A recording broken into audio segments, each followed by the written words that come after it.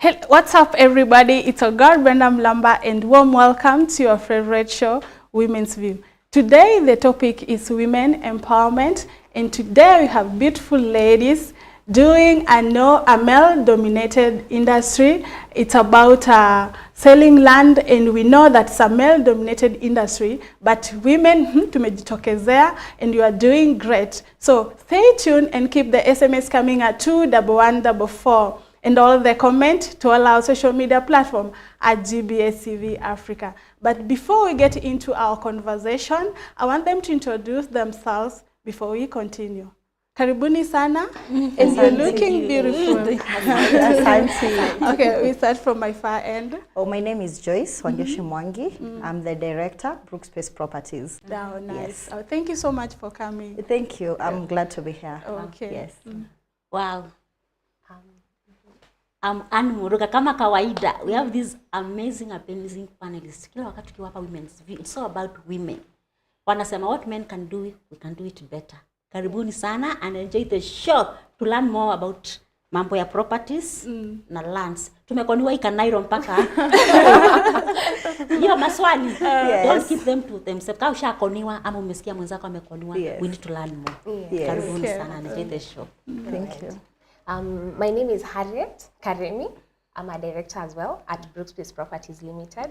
We deal with land selling, as Joyce has said. Yes. We are business partners. Oh, Yes. okay. Yes. Wow, That's so business nice. partners. So, okay, I wanted to ask you, like, what motivated you to go into the land selling business? And maybe you can just share a little bit about your story, your background, kidogo, before you get into the business. Yeah. Maybe I can start from you. I think both Harriet and I, we have very different stories. Yeah. I think she'll say hers. My own, I got into the industry quite early. I think while still in campus before my graduation. I started working for a real estate firm. Yeah. So I've worked in the same firm for about 5 years. So and then it was time for growth. I now left the company, then started my own venture. Yes. I know, so your story is different. Maybe you can just share yours. The reason it's just slightly different, not so different. I studied real estate and property management in campus. I was in Technical University of Kenya. So now I have studied real estate. So somehow I was in real estate. So mine is a bit earlier than Joyce Kidogo. But yeah, I started there. Also have worked for 2 real estate firms so far. So around 4 years now, and met Joyce while at it, and then now we decided, you know what, we can also do this. Yeah, and that's how we find ourselves here. Oh, okay, so like, did you had a passion for it, to do it? Yes. Because, you know, others, maybe somebody motivated you, maybe your friend, your relative, something like that. Yes. For me, I've always wanted to be in real estate. Even for me, choosing that course in campus was because I wanted to be in that real estate space. It wasn't very well defined here time. It was you're gambling. But now when I started working after campus, especially, is when I refined getting into land selling and development. I've done property valuation, management. Those ones I didn't do them very well. But now agency and property selling is where my heart is. Yes. Wow. Yeah. We have seen so many people wakifanya kazi pamoja. Yes. Especially we ladies. Yes. There are so many fights. Hawakai sana. Inabaki the biashara. Inaporomoka kila mtu wana part ways. How do you keep your differences? Because I believe kwa kila mtu kuna differences. Yes. Okay, before we started our company, we've worked together, not just in our company, even before that, where we were working previously, we were working in the same company. We held position in those companies, which our roles were also correlating. So we learned to work together mapema sana. So conflicts will also arise at that time, but I feel we learned at that point. By the same we are coming to our company, we were able to learn what her strength, what are my strengths, what are my weaknesses, where can she cover in, where can I cover in. So by the same we are coming to start a company, it was more or less like complementing each other. I think the real experience ilikuwa when we were now working for yes. How long have you been together? Now it's in that company we worked together. Me, I've been there for 5 years. She joined, so we worked there for 4 years. Then outside we worked together for 2 years. So that makes it 6 years. Wow, Yes. so nice, interesting. And then also just to add something on what Joyce is saying, I think we have a friendship before we even started this company. So sometimes it helps because you know that she has your best interest at heart. I have her best interest at heart. Sure. Also, she has this company's Brookspace Properties. She has its best interest at heart. So no matter what conflict is here, it has to be solved in a way that is moving us forward, not kuturudisha nyuma. But also, I think that place of being very close friends has really helped us. Wow. Yeah. More than a friend. Yes. Because at least you understand each other. Yes, absolutely. Yeah, she's like a sister to me. Oh, okay, Yeah. that's so nice. Yeah. Wow. Okay, I wanted to ask you, like, what geographical area do you consider when you're buying or Yes. selling the Yes. land? Yeah. What are the things that you consider mostly? So for now, one of the things that we're considering, we're looking at residential areas. So we're targeting places where you can come and develop your residential home. So that with Kamakis, there's a place, Ruiru Kamakis. We have very many projects there in that area. So it's a controlled residential estate.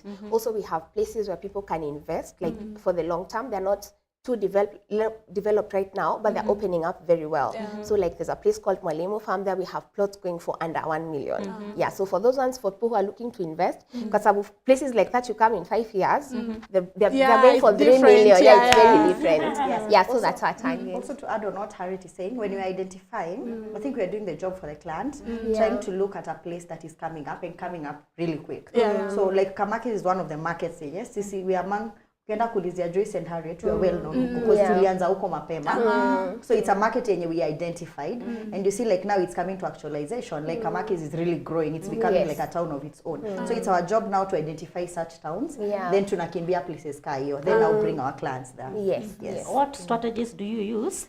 Like there are sometimes back, tulikuwa tunaitiwa place kama Konza. Yes. You find that it's like a very big land. Yes. Wamenunua in kubwa sana, then they start selling them as plots. Which strategy do you use to identify such a place so that you invest your money there in future, you make a profit? Yeah. So one of the strategy is looking at you look at the places that are right now where they started, what has led them to become the great places they are today. And then you identify what other places has Jafika that potential, but they are on their way. Because you see, we always say Nairobi major. People have to move a little bit outside. So that's how you look at it. Because you see, let's say just give an example of, let's say along Eastern Bypass, it was not a well-developed place, kabisa. It was very cheap. In fact, when you talk to the older people who've been in the industry longer, they were buying plots who were 200. Right now, you can't get plots at that price. So you look at the places that you know right now that are developed, everyone wants their utawala. How did they start? So you identify other areas just in that radius that have the same potential. Because you see also what we say, the population hairudi nyuma. Watu wanaendelea kuongezeka. People need places to settle. Nairobi imejaa. Yeah, Nairobi imejaa. Yes. Okay. Yes. So, I would wish to know how you started, because I believe kununua such a parcel of land, the capital inaweza kuwa a little bit challenging. Yes. How did you start and where did you get your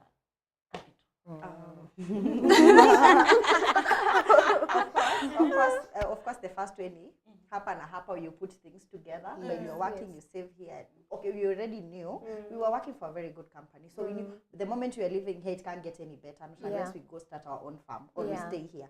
So while at there, ilikuwa ile Harriet puts this, I put this, I put this. But that is already also not enough the way you're saying, because mulikuwa mmeweka joint account. no, it was not joint. It was more or less individual, but Harriet knows, like we need X amount, I need X amount. As we are selling, getting commissions, we are working towards that. But also, time to start tumekuja kwa ground, the way you're saying, it's a capital intensive industry. Very capital so intensive. we are realizing, what we have is not enough. Hata itoshi. Hata ikarudi kutosha. That's what we found out. So kwa ground things were a bit different. But sasa while at it, also, I think over the years, we've met people, we've networked. So we decided to look for investors. So now we brought investors on board. They're not necessarily directors, but now they liquidate us. When we have a project, they liquidate the project. So we brought in investors that we're working with. Yes. It's actually people we know. It's not Yeah, even it's people we investors know. from far. It's just people we know. You just pull funds from them. Yeah. Yes. Kwa hivyo wakati mlikuwa mmeandikwa, it was a matter of network. Hiyo ndio tumetengeneza. Hakuna kuzuba. Hakuna kuzuba. You cannot afford kuzuba. Yeah. That's so wise. We thank God. And what are some of the challenges? Do you have anything to add on that? No. Okay, what are some of the challenges? Because I'm believing that most of your clients are men. You're selling land to men. Yeah. And you as a female, I know that there are some challenges that you pitia through when you're selling that land to them. Yeah. So what are some of the challenges that you pitia through when you're selling land to male client? Funny thing, most of our clients are women. Because Women are buying land a lot. like we know, like wanaume wananunua au ndo wanaweka title deed. Wananunua, yes. Pia watu isema the men are also buying, but women are buying land. Wamechanuka. Unajua kuna hii mentality nimekuwa in Kenya. Ladies don't promote. I think things have changed. Things have really changed. A bigger, because that's why when we are checking our systems and checking our clientele in the CRM system, we check that we see that women are our biggest clientele. Yeah, they are. Yes, They are. and where we have men, also we have a few men, but these men also have their spouses. So either way, They are women. in this Yeah. process, there are women around it. Yeah. Women are really buying land. Wow, that's so nice. Yes. I But what love that. I would say, our challenge, I wouldn't say challenges that we experience are because we are necessarily women. That normal business challenges that you face. But I think we're able to handle them because at the end of the day, it's about the property that you're selling. Well, Mekuja, you're looking for a property, I have the property. Like whether I'm a man or a woman, I have the property you're looking for. So that kind of equalizes everything. So I'll give you documentation, when to find your due diligence, make sure the land is clean, then we're good to go. Wow. Yeah, Nice. but of course now also when you're young, like we look young, Cindy. Also, the challenge is capital, money. You don't have the financial muscle yet, so kuna vitu zingine zinakupita. You can see a very nice project, iko poa, but you're not. But because of So maybe that actually wingi zinakupita here and there, but here you just have to start from somewhere. The ones that you can get, you hold on to those ones, and then as you move towards getting money, Wow, that's so nice. Interesting. Another thing I wanted to ask is, tumeona maybe I commit myself to invest with you. Yes. Now maybe something happens.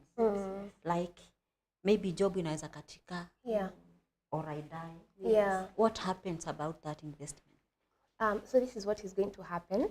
For example, you've bought a land. We are assuming umemaliza na the title imeshatoka, ama you're in the process. In the process. Or you're in the process. Yes. So in case you're in the process, in our system when you're filling, you normally write your next of kin. In case of such a thing happening, we are able to know that someone passed, of course, because there's always constant communication. Now the money can be refunded to the family member, especially the person who was written next of kin. You find that when someone is coming to buy, they can come with their spouse, they can come with a sister or something. So I mean, mostly people come with people they are very close to. Sure. So in case of anything, so actually most people come with someone. And we add them to our system. Yes, we add them to our system. We just get that detail in case of anything. So should that happen, that person will be the first one to be contacted. And in most times, those people reach out. So and so was going through this process with you, and of course, imekatika because of the sudden, demise and everything. So we are able to organize how to go around it. Yeah. Also, to answer your other question, I think you've asked, also in the event that probably you're paying, probably lose a job, and then you're not able to continue paying. Yeah. Of course, as we start to meandikiana agreement, probably you pay at a certain time. Yeah. So, but vitu ufanyika here and there. Yeah. Unajua, when we are starting the transaction, things could be smooth, but katikati something can happen, and probably you're not able to see that through. Yes. So normally kuna kuangana options, which we discuss with our clients as we start the process. Yes. Normally unaweza pata kuamuka rudi back to being okay, then muendelee na transaction. Yeah. That is one of the options. Probably umekwama, you need to tell us nimekwama, but give me kama some 1 month 2 months nitakuwa nime come back on my feet and then tutaendelea with the transaction. So hiyo tu we just go back kwa agreement tuna change the terms. But now in the event pia kuna mtu mwenye kabisa amekwama, there things probably zimekuja na ni mashida zinaweza enda long term. So for such a person most of the time probably wengine watakwambia can you refund the money? So normally we give our clients 2 options. We can resell the property because we're in the same area, we have clientele in the same area. So for that virtue, of course, you use at the end of the day. So we just find another client, sell, then do a refund. Ama kama it's really immediate, normally we do an immediate refund. Alafu hiyo according to the agreement, kuna kwanga na terms zime cover both us and the client. Normally huwa kuna pesa inakatwa, but it's in the property law. Normally it's 10%. So inakatwa, but you get an immediate refund. But if you allow us to sell, now we do a full refund. Okay. Yes, that's what we normally do. On this, inakwanga na interest. Maybe nimekuja nimewaambia, I need some time. Then I pick up from this time. Does hizi miezi ziko hapa katikati maybe or ile time me agree. Kuna kwanga na interest hike. I think it's relative. It is. Depending also on a situation. Unajua pia aside business, there's also there's a relationship, there's a human understanding of things. So it depends with what we are talking about. So it's very relative to clients. Kuna client pia unaweza sikiza uone iwacha tu tumpatie time. And then kuna mwingine an interest might be incurred. It just depends with circumstances. Because at the end of the day, there's that human touch. Now, when Joyce is saying, some things you could unforeseen. At the moment you've come to look for land with us, and you're sitting down to even write an agreement, na umelipa deposit, kuna vitu zingine you've not foreseen. So in that case, we don't want it to look like we're punishing you for having misfortune in your life. So it's an agreement. We sit down. Where are you? Do you need extra 3 months? So from our side, this is what is gonna work. It's like an agreement, because also you have to remember whom to your situation, but they won't live there forever. They're gonna come back to buy another property. You want them to come back to you. They have family who want to buy. They have friends. There's a lot of business. So you have to treat them. It's not just that one business. There's so many businesses we've gotten from just one person. And you're also human. Yes. Okay, so what one advice will you give to a person out there who want to buy your land? If you want to buy land, of course there's a scout properly, like compare your options vizuri, and also settle for an area. Don't be looking at Kitengela, you're looking at Kamakis, you're looking at Ngong. That will just waste a lot of your time. So I think narrowing down to what exactly, which area do you want to live? Then identify who are the people who sell that area. Because and another thing you need to be on the lookout on, don't go for too good deals. When the deal is too good, always think twice.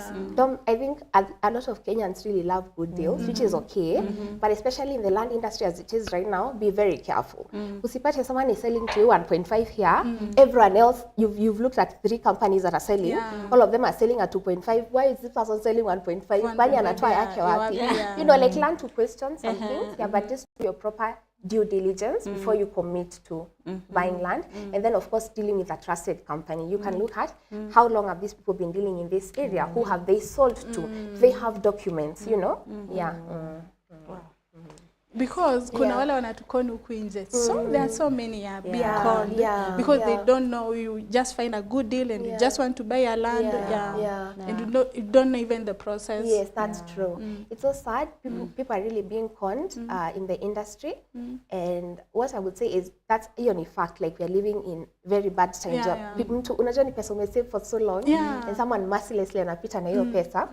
But what I will say, there are those that are doing legit business. We are one of them, and we are working towards remaining like that, doing clean business, so that now you don't have people crying out there because of you. And we have so many other companies that are very if you go and look at their history, the people they've sold to hakuna issues. So just look at who you're dealing with. That's what I'm going to say. With land, and especially the money you're putting in, look at who you're dealing with. Okay. We have seen so many people wakilia, even nakuja kwa social media. We invested on this land. Unapata like 3 or 4 of you have the same title deed from the same. It's called double allocation. What makes you different from other companies? Because imekuwa total scam. When buying a land, you are just watu pia wanashikwa na heart attack. Some wengine unasikia wameuziwa public land. How do you handle that? So we can start na mambo ya public land. I feel like the real estate market in Kenya, people are not very well informed because these information zinakwanga out there. For example, vitu kama public land. So when you're acquiring, for example, a property, vitu kama mambo ya public land, these are things that are indicated in the survey map of Kenya. So kama unanunua tuseme shamba Kamakis, hapo Kamakis, when you're given like a title, imeonyeshwa hii title iko block fulani. You go to survey. Ukienda survey by the map. The map will be able, the map inakwanga imeshow everything, where everything should be in that area.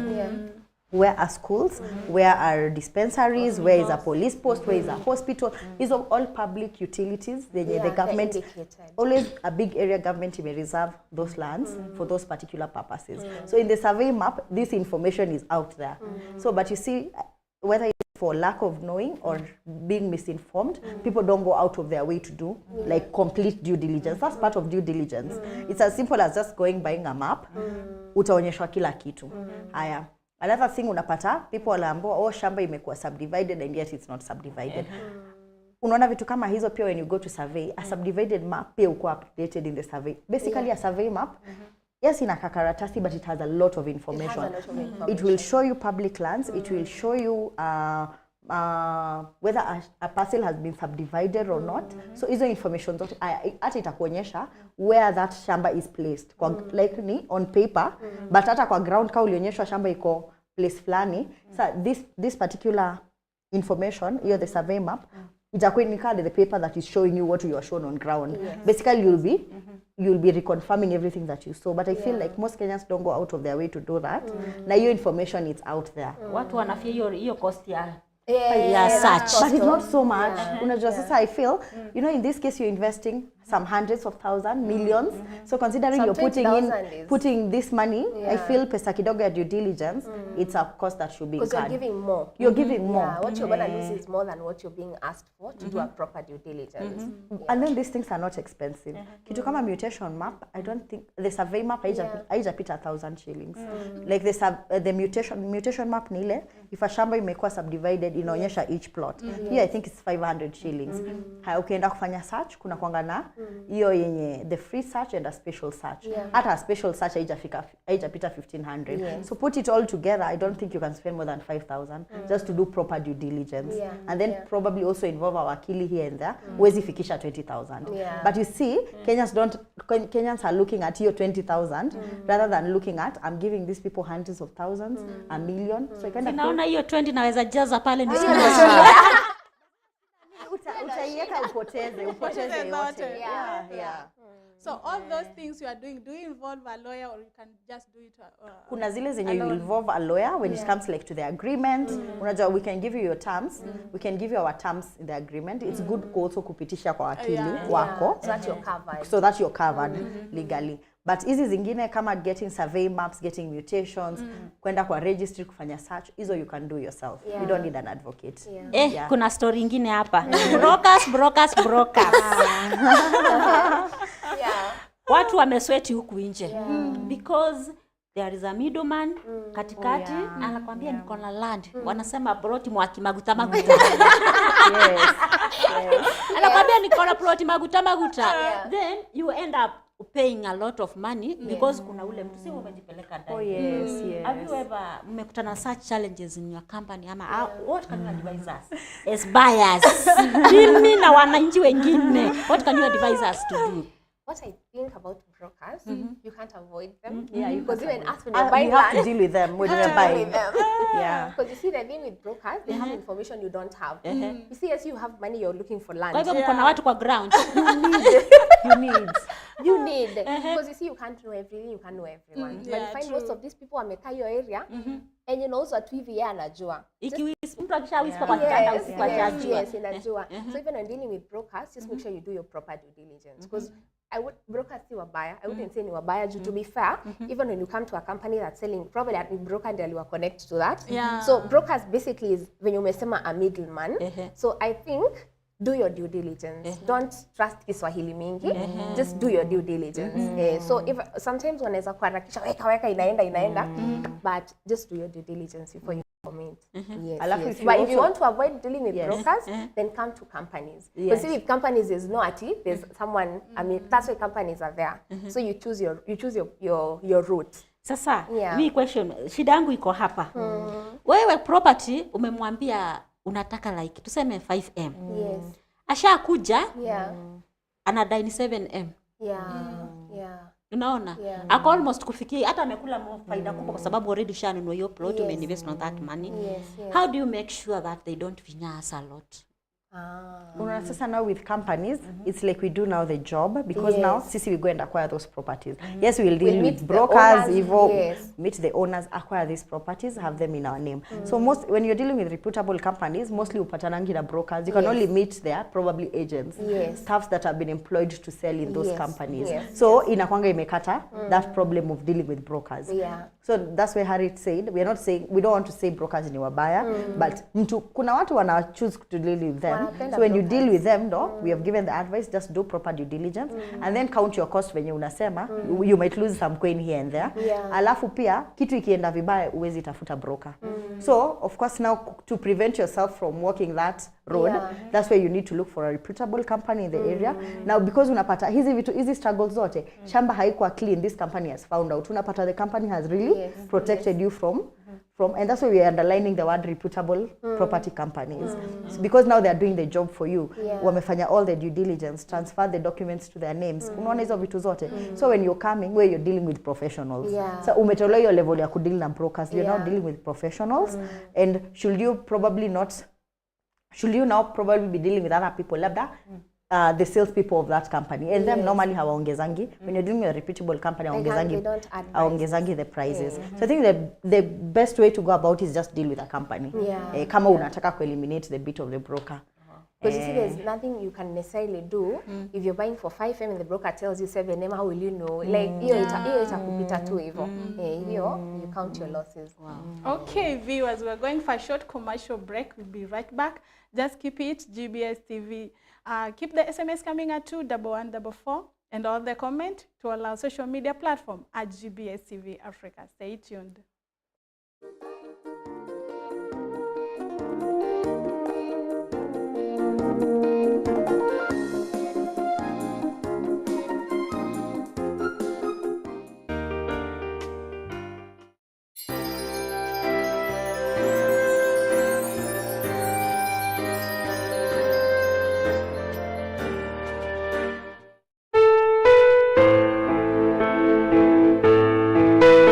Sasa ikawa ni shida kukaa na mzee kwa sababu alikuwa anataka mtoto.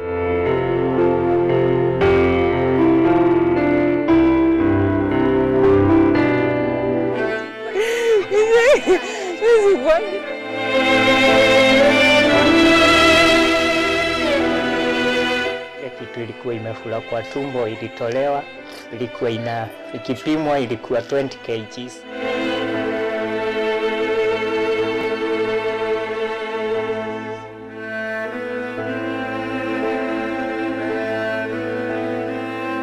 Lakini venye tulionekana kwa GBS, watu waliamua kutusaidia. Baadaye walisaidia sana na nilipeleka mtoto wangu hospitali. Nikaona kukakuwa na giza. Alafu nikakuwa electrocuted.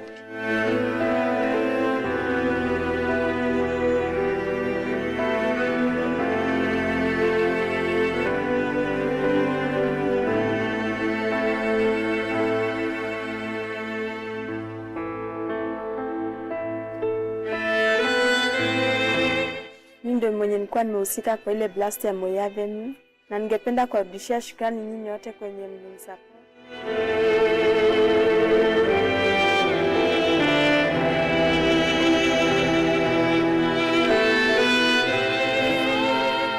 Kwa ile ambayo mkono nimebaki nayo, anipe maarifa ya ku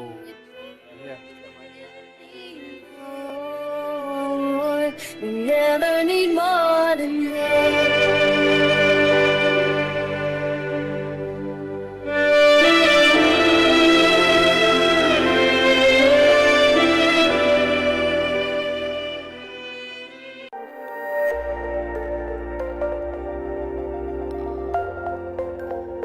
everywhere. GBS.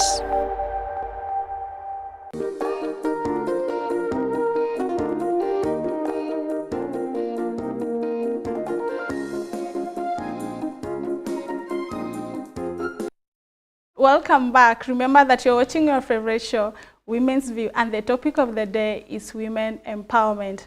And today we have a special Shugem, another good segment. You're going to pick one paper, you read, then you do what's supposed to be in there. Okay. And I think I will remain with You the imitate. shoe. You Take imitate. the shoe. You're going to take the shoe? Okay, so you pick, you read, you don't read it loud to yourself, then you imitate, then we are going to at least to guess what you have done. You're doing. Ungeanza. Na nani? Let me pick one. Okay, as you pick, let me just read what is inside. Picked two. Sorry. Guys, oh my goodness, what is this now? I'm sure this one is not going to be this right. Oh my God, this one now. I don't even know how to do it. There's no picking another one. Okay, no. Oh God. Picking another one. Okay, let me start. So I don't know if what I'm going to do.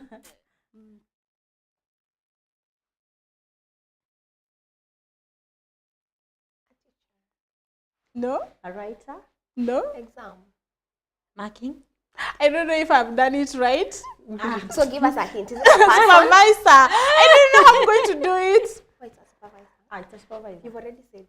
Yeah, supervisor. So Umengoa. Nimengoa. Thank you. How can I do it now? The right way? That one, we can't help. It's so very hard. Let me know how to do it. We can't help. You need to learn sign language. We have our I don't teacher. know for sure. Where is Mr. Paul, our teacher? I don't know. Okay, this one is very hard. Supervisor. Yours? How do I do it? I can tell you. Someone who fixes this building. Come in front. Engineer. Yes. But you're not supposed to say, you're just supposed to do the action. And I've said cause, I don't know any what action to do. Yeah. Okay. You do mind putting it for me? Yes. Diving. Swimmer. I don't know how to do it. Diving. I think like this. Bird. No. What does the bird do? Does this. What's But that? not like Flying. doing Flapping wings. flying. Flying. How does that work? Flying. Flying. Is that Aeroplane. flying? Yes. Aeroplane. Pilot. Yeah, it's pilot. Okay. Thank you. Okay. Pilot. Okay, I've got a good one. Let me pick another one. So, they do this. Praying. Priest.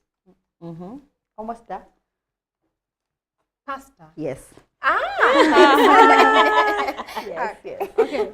You pick another one. It's not over. It's not over. I think Okay. this one need to pray. This one. Oh, okay. I hope it's an easy one. Okay, mine. Yeah. Mine. Carpenter. Do that again.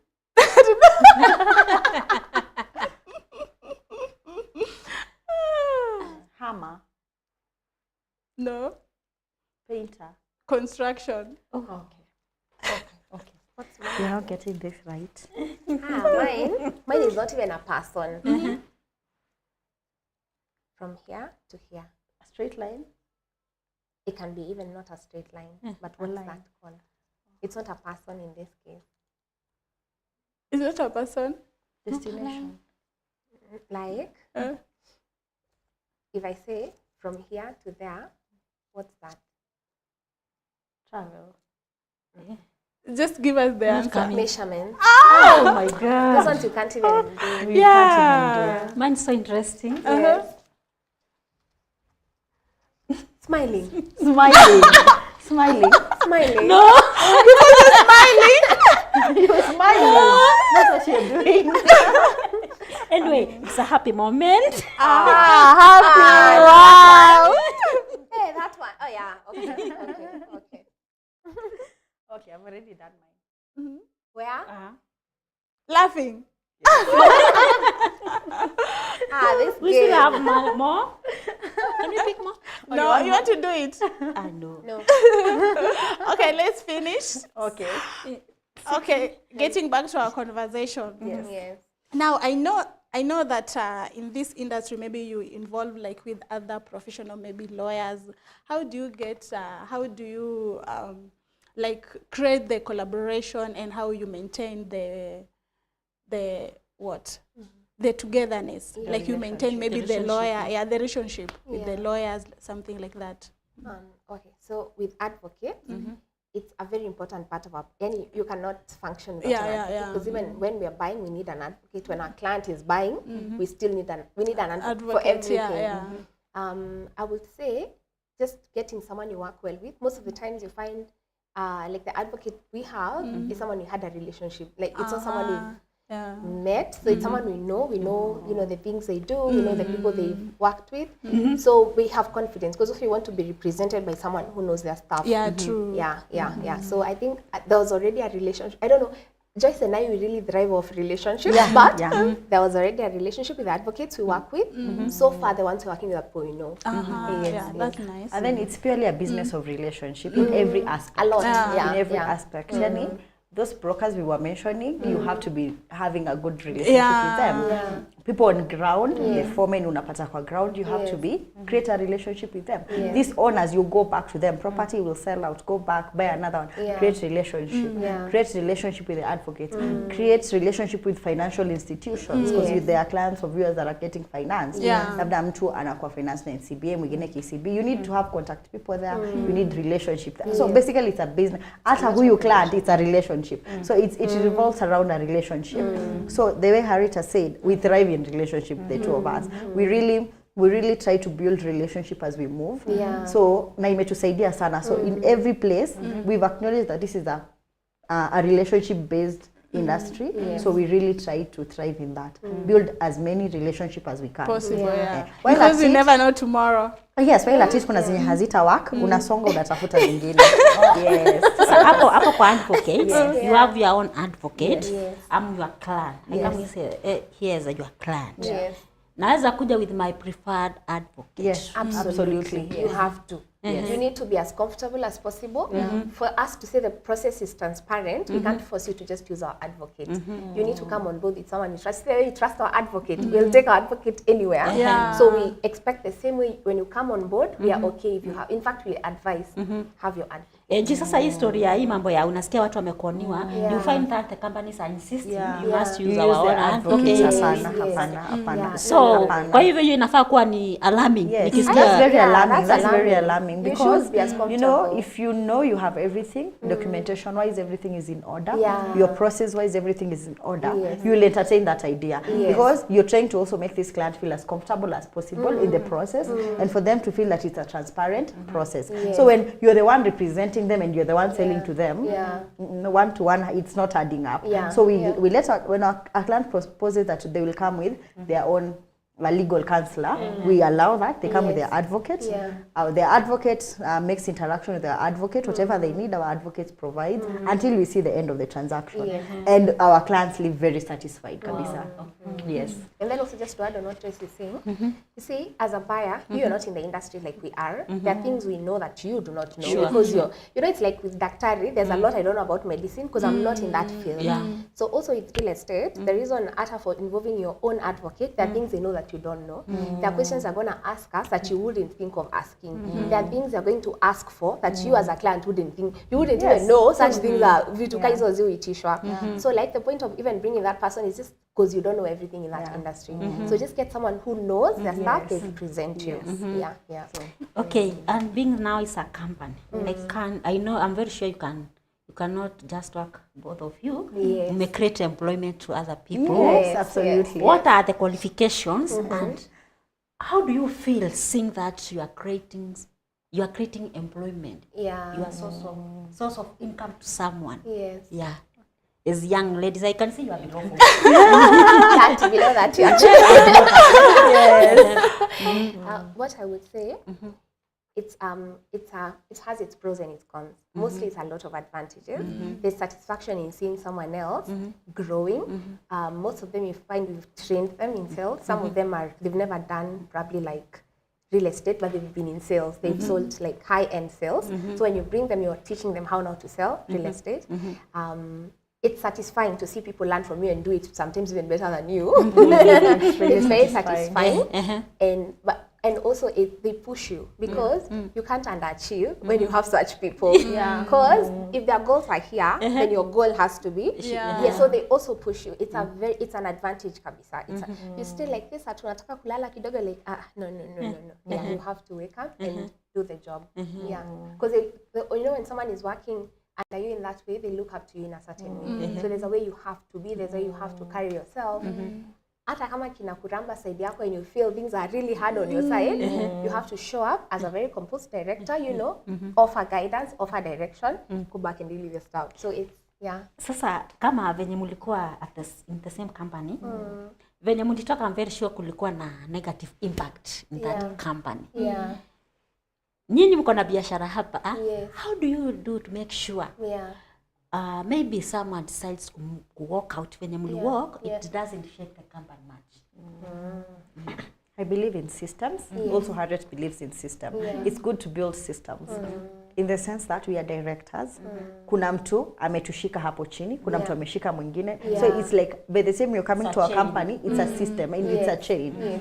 Hata ukifika in our office, you're not handled by one person. By the same you're starting the process to the end, utakuwa umepitia kama mikono kama 3-4 because it's a process. Kuna huyu atafanya the admin work, huyu atafanya probably the managerial bit, huyu ni wa ground, huyu ni wa kufollow up on documentation. So there's so many. Huyu ni wa accounts. So like it's a system. So always making sure that you're like a system ni Mimi being where I am, I know everything. All this job they're doing, I know it all. But sasa there is somebody ako chini yangu who also knows hii job ya wengine. Hivo. So that akiweza toka, somebody else can fill in. Yes. And then also when you're mentoring people, I don't think you'll be a good director to want watu wakae hapo kwako forever. You know, I think as you're mentoring people, as you're training people, they should be there to serve you for the time that they will. But should they grow to another level? I think kama when ulikuwa their actual mentor, you should be happy to let them go to another level. So it's your job to always ensure wakiweza toka there's somebody that will fill that gap. But also, I don't think it should come as a negativity that somebody would leave. As long as you ensure that most of the time people will leave your place from a place of growth. Wanaenda, hata wakitoka hapo, they are going to do something else that will be taking them to another level. Because utakuwa contribute to that. Unajua, probably wataenda pia they employ other people. You know, at the end of the day, it's a win-win for everybody. But systems are really important. What if nime move from out of your company, nimeenda vitu hazijanifavor? Munaweza nipatia space of coming back? Okay, so it will depend. Joyce is saying, unajua kwa chana, venye mnachana is, you know, very important. Because probably someone told you, I want to go and explore this other option or something. So hakuna ubaya. Also, depending on the value they were bringing you, that's something you can always negotiate when that time comes. Zingine also, you can only handle them as they come. You can't have it scripted. As it comes. As they come. You know, we have seen people wanatoka kampuni, miaka nenda, miaka rudi, wanasema, even though tumekuwa tukipata employees huku, hatujawahi pata such a person like so and so. Huyo mtu inabaki, it's like a wound in that company. So when they came back, maybe pia tena wanataka pay rise. So as Harriet is saying, it depends with the circumstance. Like circumstances nyingi zitakuwa. It could be maybe they left, the shoe was already filled, but they're saying they're coming back. It could be they were of so much value, as you're saying, we might really need to bring them back. We might also see that we need them back. So it also depends. As Harriet is saying, it's not a scripted way of doing it, but as it happens, we always find a way of going about it. After we are two brains, so we always find a way of going about it. Okay, so what advice would you give to a woman out there who want to enter into a business of selling land? there's a lot of advice. But if you want to enter in real estate, like start in real estate, you can just, because sometimes it's a big place, like unashinda mtu anaanzia wapi. But you can start by working with someone. Like for example, when you come to, you can look for a company, probably it's like unaishi Kikuyu ama unaishi Kamakis, there's a company that sells there. Because you need to learn, you need to know how, you know, everything, because you literally, that means you're learning everything from scratch. So I would say find someone, and finding someone doesn't mean they have to be your friend or you know them. You can just apply for jobs, you know. Apply for jobs. If you get accepted, you have a place to start. If that doesn't, like, there are so many ways to start in real estate.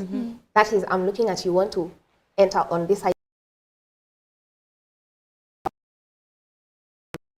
And mostly you meet these people like via your employers, like they're normally people like that, because you might not know someone who's in real estate personally, but when you come sit to work with Joyce and I, now you know us personally, you can ask a question, you can ask for guidance, you know, and we are open to offering. What was your greatest challenges in this business? Because challenges are there in each and every business. Yeah. And you took kupata ukasema this one. And how did you handle it? I think the first one we had mentioned, their finances, but now we said we went ahead and incorporated other people into the business. The second one will be, had it in mind in Anipotea. How did you have something before? Yes. I would say the other challenge would be marketing, you know, your what you're selling, because yes, you have it, it's clean and everything, but now we're now getting people to buy it. That's something we've more or less figured out, not 100%, because you're always figuring things out. When you launch a new project, you're figuring out how do we market it. But that's a challenge we found when we started, because now when you start, you have to look for your people. You can't say that while you are working, those people are going to come by. They might come back later, years down the line, but maybe 2 years ago, maybe they're not looking to buy right now. So just getting your own people to buy now the products that you have. That's what I also wanted to say, brand, like building the brand. Here ni kazi, building the, yes, even with as much experience as you might have, even with money, building a brand, and especially saizi when you look at this industry imeharibiwa sana, watu wanagongwa, people are driven by trust, and trust, you have to build trust, you have to build trust, and it takes time. So building that brand, it's still work in progress. I can't say we've already pulled it off, but we are really working day and night on it, but building a brand, it's a very important thing. Like ile yenye, somebody will be wherever they are, they will just say Brookspace. Go to Brookspace. As mtu anataka shamba, hata kama si Kamakis, uliza Brookspace. They guide you from there. Like, that is a brand. Like when people can just say, as long as land selling has been mentioned, they can associate you to it. That is building a brand. And it takes, I feel also the big names right now in the industry, the really good names, most of them are from 15 years to 25 years. How Sasando, you can see what they are doing. It's now, it's a household name. Now there are very few household names. Nyingi, yes, unasikia jina, then inapotea. But those that have stuck and made it a household name, it takes years. Because trust ni pole pole, you have to build it with you, build with the next person, hivo. At some point, nyinyi mnaweza patana, and you can both say Brookspace. So, and it takes time. And also we have seen, maybe you are selling this piece of land, umegawagawa, then it comes a certain piece, imebaki, maybe koroki, ama yani iko tu hivi. So you find that ilikuwa maybe phase 1, so the seller anaendelea issue inabaki aja issue title deed because of that one piece and ilibaki maybe kwa kona because of this and that, then you find that ame issue title deeds kwa phase 2, phase 3, phase 4, yet phase 1 haja issue. Unaona? Is it possible anaweza issue juu anasema that piece ijapata mwenyewe, that's why I cannot. So the first problem with that was what I'm understanding, mtu alibuy hiyo property before the individual titles were out. Here we were talking about either certificate, or we were talking about mother title. We are bado hatujafika kwa individual titles. Some sellers do that. Wanaanza kuuza property before at that point the property should be not ready for sale.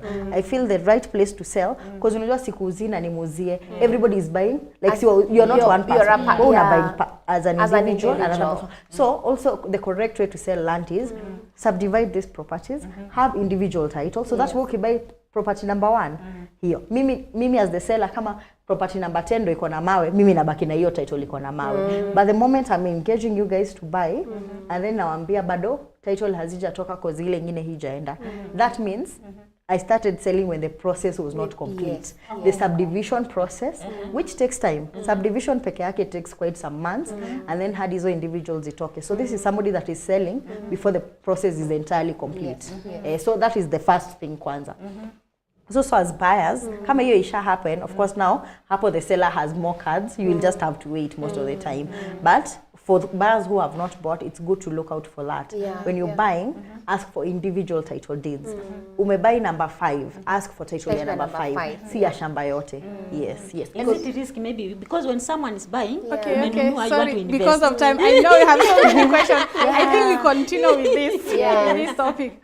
Okay, viewers, because of time, we're going to conclude here. But before we do that, maybe you can just tell us where they can be able to get you and anything you want to say. You're parting short here. Kimalizia sasa. Yeah. Okay. So you can find us on all our social media platforms, on Facebook, on Instagram, on YouTube, on TikTok, Brookspace Properties Limited.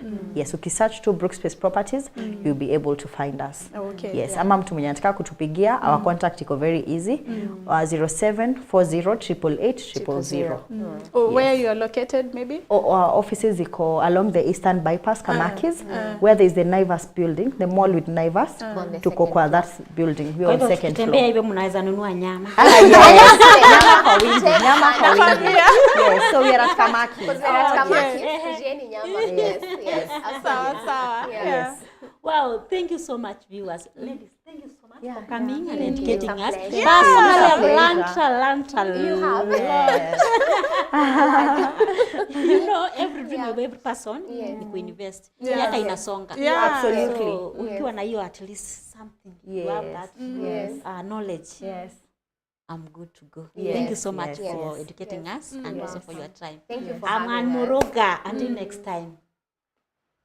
Okay, thank you so much viewers for watching and staying tuned. I know that we have learned something and najua sasa mtenda kukoniwa, si ndio? Thank you so much. I've been a host, Brenda Mlamba. Till next time. Goodbye. Bye-bye. Bye.